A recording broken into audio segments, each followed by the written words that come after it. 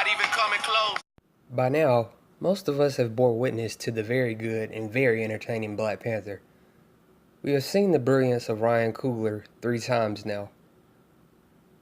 And now we know Ryan Coogler can seemingly do no wrong. Creed was him showing that he can make a mainstream film. Black Panther echoes that statement tenfold. Once again though, Ryan brought along his longtime collaborator, Michael B. Jordan, a man who gained boosted popularity by starring in Fruitvale Station, a film also directed by Ryan Coogler. And instead of giving Michael B. Jordan a good guy character, instead of giving him a heroic role, he instead gave Michael the task of playing Erik Killmonger. Now, the story of Erik Killmonger is tragic in the comics and in the movie, and despite the minor differences, he was still a towering, ruthless threat. Erik Killmonger brought about a side of Michael B. Jordan we haven't yet seen on the big screen till now. Michael B. Jordan's performance as Erik is powerful. Don't get me wrong, the movie itself is certainly worthwhile, but arguably the best scenes in the movie involve Erik Killmonger. He's the first MCU villain in a while that is actually compelling as they come. And like Daredevil Season 1 did with Wilson Fisk, like even Jessica Jones Season 1 sort of did with Kilgrave, Black Panther takes the time to show some of Erik's backstory. Even when he's in pure villain form, he sometimes had the ability to bring many, including myself, to tears. Ironically, the only other villain to have done that is Michael Fassbender's Magneto. Funny how they're both named Michael. And don't get me wrong, I'm not saying, yeah, let's be evil, yeah, let's be villains. But I definitely get where Erik was coming from. As much as I disagree with his evil acts, I can't say I disagree with his ideals. I get why he feels the way he does. It's not so much his evil doings, it's why he feels he has to do them. And a lot of people have shared the sentiment that they wanted Killmonger to win, even Chadwick Boseman. It's the first time a villain's death has left this much of an impact, for myself at least.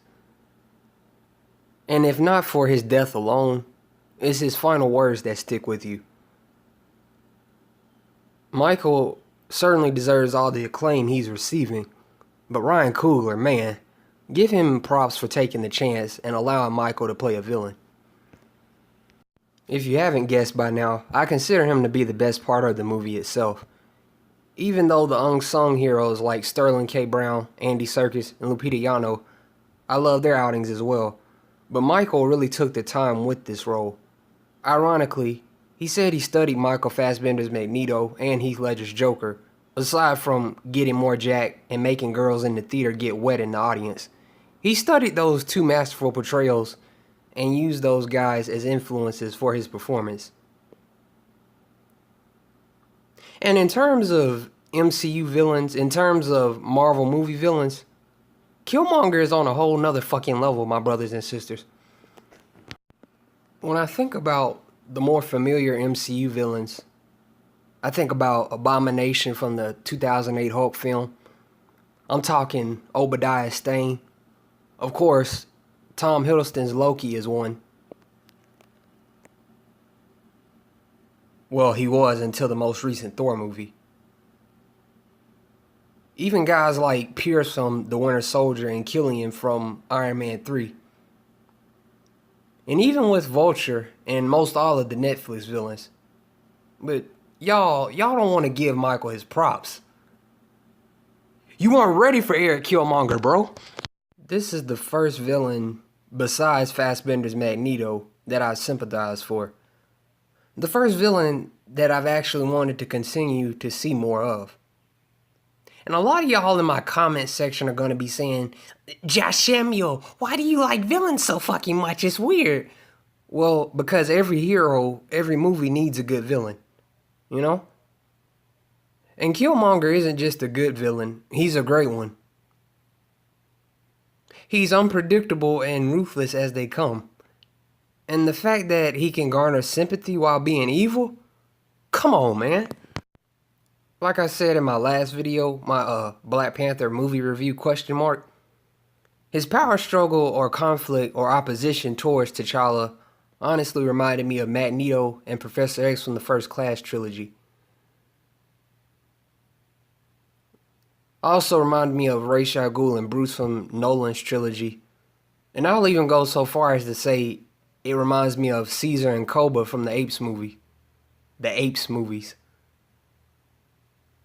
The hero and the antagonist, in this case T'Challa and Erik, both feel they are doing the right thing. And going back to what I said earlier, Erik doesn't just want to be the king of Wakanda. He wants to arm the oppressed people, in this case African Americans, with enough vibranium to protect themselves. And while the biggest of all our problems, black, white, Asian, Hispanic, whatever, isn't so much police brutality as of late, that aspect makes the movie feel very current.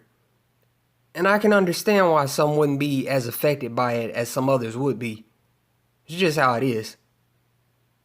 And that's why I say ultimately it's hard to disagree with his overall ideals. There's a part in the movie where there's a little boy looking up, watching as the vibranium is going past.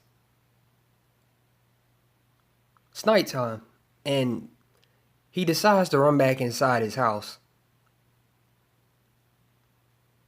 And once he gets back inside, he sees his father laying there, on the ground, on the floor, dead, murdered.